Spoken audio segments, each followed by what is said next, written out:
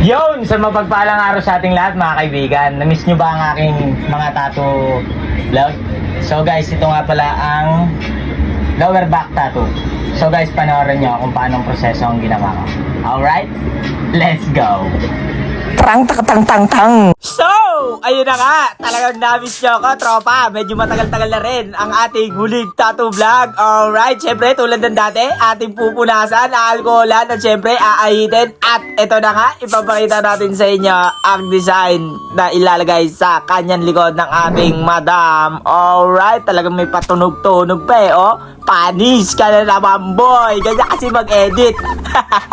Sa lahat nga pala ng mga gusto magpatato, syempre, wag na kayo magpaalam, tropa. Tsaka magpaalam kapag tapos na. Kaysa naman magpaalam ka tapos hindi ka papayagan, di nagbook-book ka niyan sa isang sulok. Ayop ka. At ito nga pala, sa lahat ng mga gusto magpatato, hindi ako nagtatato ng mga minor ha. Kailangan 18 pataas or 21 pataas. Visit ka. Ang dami nag-i-inquire sa akin na puro bata. Altin nyo sa akin. Pera-pera? Hindi. Baka may pagalitan ako ng inyong mama.